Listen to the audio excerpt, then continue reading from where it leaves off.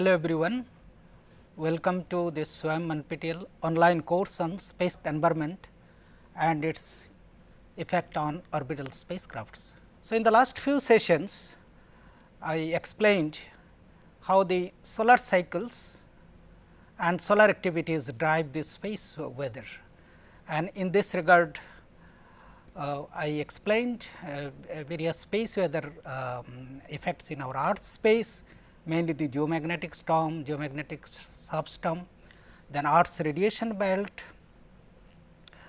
and after that I discussed different types of this Earth's orbit and the orbital parameters.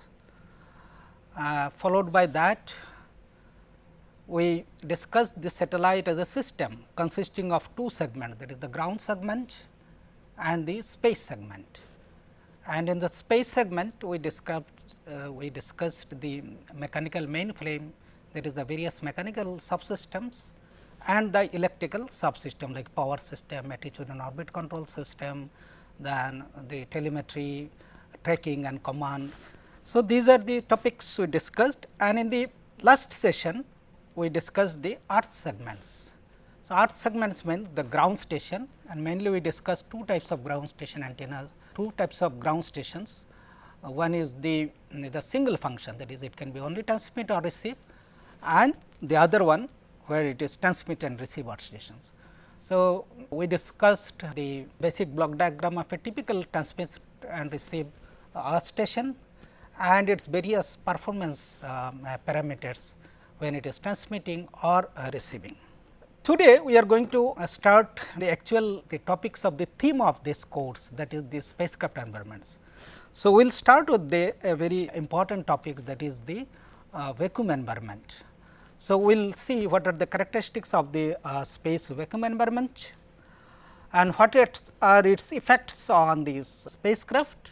Then the effects mainly will discuss this what are the temperatures experienced by the spacecraft, and then how the satellite is exposed to the radiation, and then one phenomena that happens in the with the spacecraft materials in the vacuum environment, that is called the outgassing. So, we will discuss outgassing. Now, before we go to the vacuum environment, it is necessary to discuss what is the atmospheric pressure and how the atmospheric pressure changes with the altitude. So, basically you know that the atmosphere is made of mostly nitrogen oxygen. In fact, the 99% is constituted by the nitrogen oxygen only, 78% the constituent is nitrogen, whereas 21% is oxygen. Carbon dioxide, water vapor and other the trace gases, these are around 1%. And the standard atmospheric pressure, that is called 1 atm, that is the unit of pressure which is defined as 101,325 Pascal, which is equivalent to 1013.25 millibars. You can say it is a 760 millimeter of mercury, or it is 14.696 psi. Psi means pound force per square inch. It is also expressed in a unit called the torr. So, 760 torr is equal to 1 atmospheric pressure or 1 atm. So, the atmospheric density and hence the pressure that vary with the altitude. In fact, both these parameters they decreases as the height or the altitude increases from the surface of the earth, and this also depends on what is the altitude, what is the geographical latitude and longitude, what is the time, season and atmospheric dynamics. So, this is the expression for this shows the density of the gas particles at a height h, where this expression as well as this pressure expression, these two expressions are derived. If you consider a slab of it can be a slab containing some n number of gas particles, and what is the pressure difference between these two. So, pressure difference, and then that is if you consider an equilibrium condition, that equilibrium condition, what is the gravitational force. So, equating these two and using the universal gas law, we can derive this two equation. I will not go to the detailed derivation. So, what is capital H here? So, capital H is called the scale height.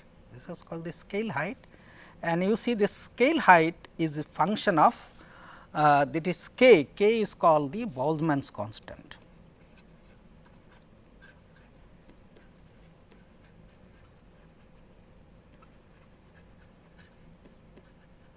Which is equal to 1.38 into 10 to the power minus 23 joule per Kelvin, and T is temperature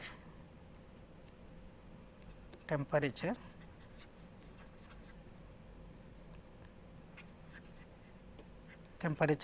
Kelvin,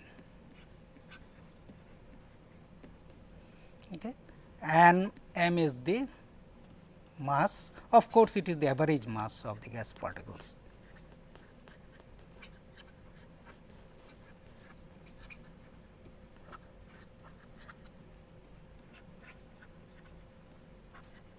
Similarly, this temperature is also, this is the average temperature.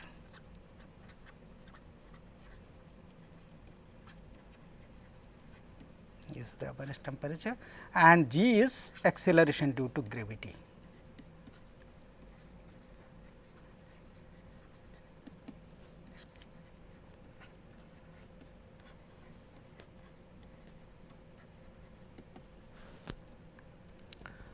So, this scale height you see it is a function of both the temperature and then the what is the mass as well as the acceleration due to gravity. So, you see if we consider the temperature. So, the temperature it varies, that is T varies with altitude.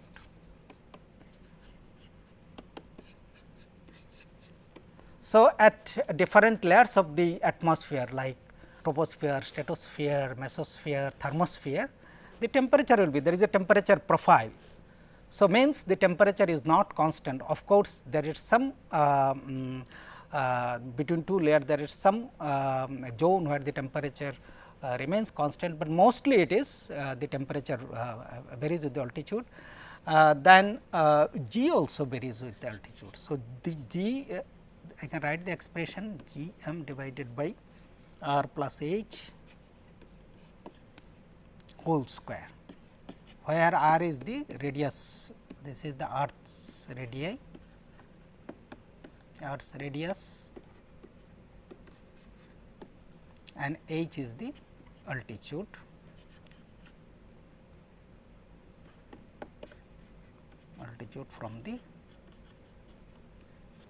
From the Earth's surface.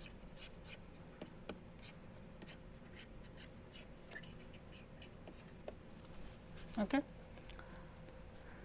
So, G at the surface of the Earth, G at surface of the Earth,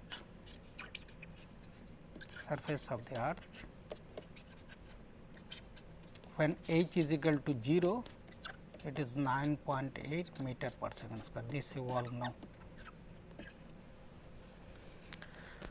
So, now if you know this all the parameters, you can calculate the scale height. So, let us consider we want to know the what is the scale height near the Earth's surface. So, near the Earth's surface,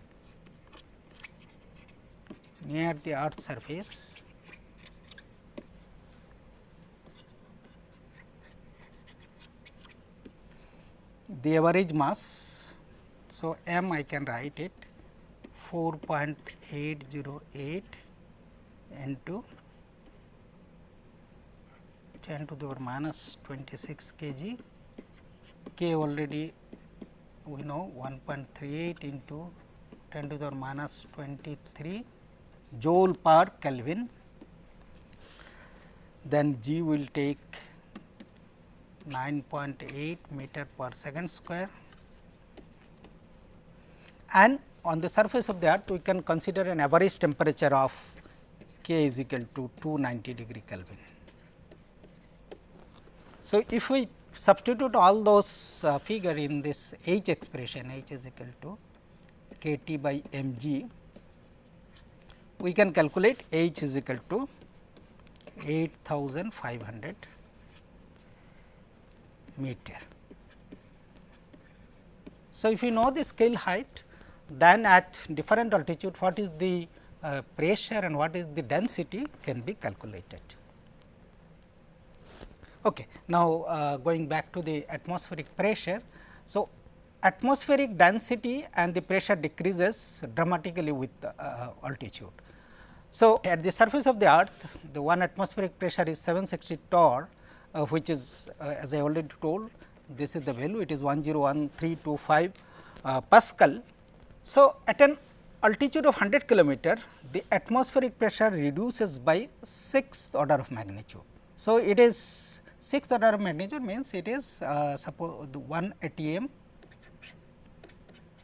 by 10 to the power 6. So, this can be shown, you can calculate it or it can be found from the various atmospheric models, how the with the altitude the atmospheric pressure varies. So, you see at the surface of the earth the pressure which is given by this value, when you are going around 100 kilometers. So, this value it reduces by this figure. If you go to further height, something like the where the International Space Station, that is the ISS, which is about 350 to 400 kilometers, the pressure is over 10 orders of magnitude less than that of surface. So, that is here it is 1 atm divided by 10 to the power 10. When you go to the geosynchronous orbit, so geosynchronous orbit is around 36,000 kilometer. It is at that altitude, the pressure is 10 to the power minus 15 torr. So, it is 760 torr is equal to 1 atm. So, you can understand that is what is the pressure level at this orbit, that is the high earth orbit, that is either it can be geosynchronous or geostationary GEO orbit. Such low pressures which is of the order of 10 to the power minus 6 torr or less gives rise to a vacuum like environment. It is not exactly vacuum, but it is called vacuum like or a hard vacuum environment. So, all satellite orbits of the earth are thus in vacuum. So, it is very important to know how this material or the other system will behave in vacuum. So, designing a spacecraft to operate under vacuum like condition places constraint upon the structures than the choices of material. All the materials you cannot use, that will come to know why every material we cannot use in spacecraft, and thermal control becomes very challenging in the vacuum environment. Again, if it is a manned mission, this means considering that is it can be a space shuttle or it can be a space station, then there will be significant pressure difference between the inside and outside, because the inside the pressure should be, it is like a breathable atmosphere. So, then inside is at atmospheric pressure, whereas the outside it is the pressure is something like 10 to the power minus 6 torr. So, what are the effects of a vacuum environment poses to a spacecraft, that let us see one by one. So, a spacecraft operating under vacuum like conditions, it faces extreme temperature. The second one is exposure to radiation from sun and other galactic stars, that we will see why it is so. Then contamination due to outgassing from its own surfaces. So, we will now examine each type one by one. Extreme temperature sensor. So, you know that is because of the presence of our that is atmosphere, the atmosphere it works like a thermal management system. It does not allow the earth to become too hot or too cold. So, this effect is called the greenhouse effect. So, what happens, the earth atmosphere, because of its abundance of oxygen and other molecules like water molecules near the surface, traps heat from the sun to warm the planet and prevents extreme temperature difference between the day and night. So, night when there is no sunlight, this earth will not get too cold, because already that heat has been trapped and that heat will keep the surface of the earth warm enough, so that we can survive there. So, what does it mean? That the temperature difference day and night, it is not too high, but at the altitudes where the spacecrafts are orbiting the earth, the atmosphere is very thin or tenuous. So, it is not, so since this the density is very low, it will not be able to trap the heat from the sun or the heat radiation from the sun. What is the result for this? The result is that the spacecraft will get exposed to that heat radiation. So, because of this reason, this spacecraft or the space is one of the most extreme environments, so far as the temperature is concerned, because it is above the insulating atmosphere of our earth. So, it is subjected to the extreme temperatures, means both hot and cold. So, hot it can be something like plus 100 degrees centigrade, cold it can be minus 100 degrees centigrade. So, as I already said, the temperature is in space can range from extremely cold hundreds of degrees below the freezing to many hundreds of degrees above. And in vacuum, that is the heat is transferred only by radiation and conduction. So, the three methods of heat transfer, that is the conduction, convection and radiation. Convection cannot happen, because for convection I need the particle, that is either it can be gas or it can be some fluid is needed for the convection. So, since the vacuum the density is very low, we cannot have the heat transfer by convection. So, it depends, the heat transfer is only by the radiation and conduction. So, the internal environment of a fully enclosed satellite is usually dominated by the conductive heat transfer. It is inside the satellite, while the heat transfer to or from the outside environment is driven by the thermal radiation. Now, what are the heat sources of a spacecraft? So, this already I told when we were discussing the thermal control system of a spacecraft. That is, a spacecraft orbiting the earth, it absorbs, reflects, generates and gives off heat.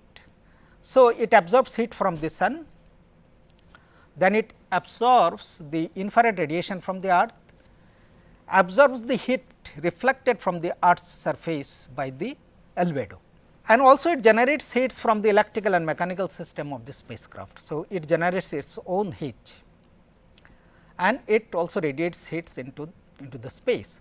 So, this schematic already we showed. So, this is the earth. So, you have seen that is the spacecraft is receiving the heat radiation from the sun through IR and through the albedo radiation, then there is a solar radiation and also this is the emitted radiation. So, what happens since this spacecraft is facing the extreme temperature, also there is the limitation of the proper heat transfer mechanism. So, this necessitates the spacecraft designers to adopt a robust thermal control system, and we discussed what is the thermal control system used in spacecraft by using different passive and active methods, like using the heat pipes, then heaters, then multilayer insulators or MLI it is called. So, these are all the things we discussed. So, here just I am mentioning that why I need a thermal control system in a spacecraft. This is because of the vacuum environment. So, the thermal control challenges, as I already told, that is no convective heat transfer. So, the spacecraft may cool itself by conduction or radiation. So, conduction may be relied upon the transfer of heat between various parts of the spacecraft, but radiation is the primary heat transfer mechanism between the spacecraft and its surrounding environment.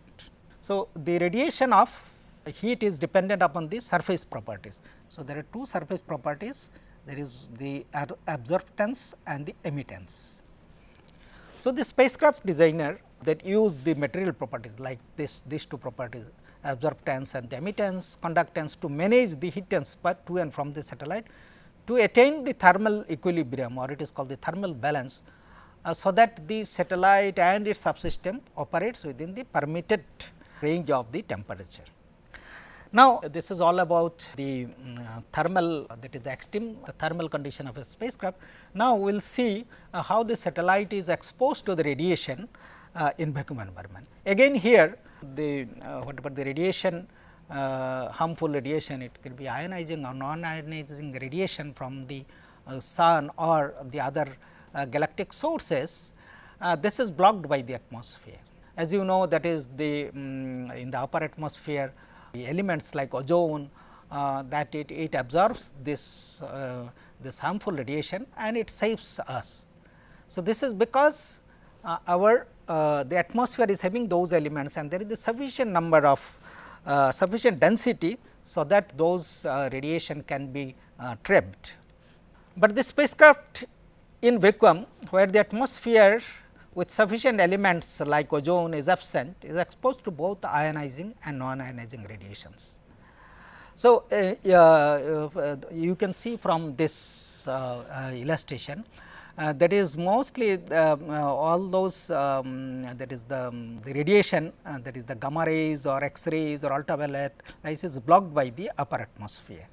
Okay. So, but whenever the spacecraft is not in the atmosphere, so it is exposed to those. Now, we will discuss another important phenomenon, that is the outgassing in vacuum.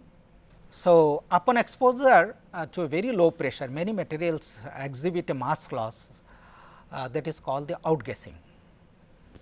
So, essentially the volatile chemicals inside the spacecraft materials, they may escape from the surface and be released to the surrounding atmosphere. So, this is called the outgassing. So, any material in a vacuum environment will lose its mass because of this outgassing thing. In fact, any material, it contains some volatile material trapped inside it. So, those will evaporate and molecules absorbed on the surface will deabsorb. So, evaporation of materials is related to what is the saturated vapor pressure. So, therefore, the main consideration of the outgassing is the mass loss. So, with the advancement of materials that is and material science and technology, various types of the organic materials like polymer materials, they found significant applications in aerospace and the space industry, aerospace and space industry, because of their that is the lighter mass. So, we need to use lighter mass as a structural material, then their life, then for longer life, then higher reliability. So, for example, it is carbon fiber epoxy composites widely used in the structure of the spacecraft. So, we described one material that is called the CFRP, carbon fiber reinforced plastic. So, these materials, they contain a lot of the resins and those are some of the volatile materials are trapped inside this type of polymer materials. Then a large number of thermal control coatings, thermal insulation materials and other used in spacecraft structure and thermal control system. So, also the manufacturing process of the spacecraft structure uses adhesives extensively. So, these organic polymer in the production of the polymerization process contain a large number of low molecular weight additives. So, the compounds contained within the material will diffuse to the material surface and dissolve from the surface.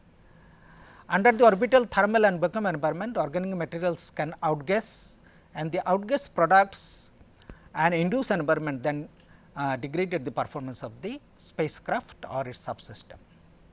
So, what are the effect of the outgassing? Okay. Even the spacecraft is clean when it is installed in the launch vehicle. The spacecraft, because of this outgassing happens, it becomes a source of contamination during the launch or when it is placed in the orbit. So, this outgassed material can build up into the contaminant film on sensitive surfaces, such as it can be thermal control panels, it can be solar arrays, it can be optics, and thereby altering their thermal and optical properties. Now, molecular contamination by outgassing. So, all but any even the purest material will contain a fraction of the amounts of volatile chemicals either on the surface or dispersed through the material. So, these volatile chemicals which may be simply excess chemicals left over the improper catalyst, then resin ratios, improper curing etcetera, may over time migrate to the surface and escape into the local atmosphere. Now, once the electrical attraction to the surface of the material has been broken, because there is a pressure difference, outside there is no pressure. So, the outgassed molecules are free to follow a ballistic the trajectories, and they may randomly impact their surfaces that have line of sight into their. So, this is important, we will do it mathematically in our later sessions. So, point of departure, and generally they sits on the cooler surfaces. Because of the deposition occurs one molecule at a time in thickness of the order of angstroms, this type of contamination is referred to as the molecular contamination. So, if this outgassed materials, they are built up on a thermal control surface or sensitive optical devices, the resulting properties would be severely degraded. So, with this we will go to our the next session. So, today I just tried to explain what are the different the effects of when the spacecraft is in vacuum. So, namely we discussed what are the thermal problem. So, there is an extreme temperatures, and the materials whatever or the subsystem used in the spacecraft, they can operate only over a fixed temperature range. So, the challenges in the thermal design. Then we have seen the spacecraft, since it is in vacuum, it is exposed fully to the solar radiation or the galactic radiation, like the galactic cosmic rays and all those. Then another very serious effect which happens in vacuum, that is called the outgassing. So, in the next class we will see further aspects of the outgassing properties. So, thank you very much.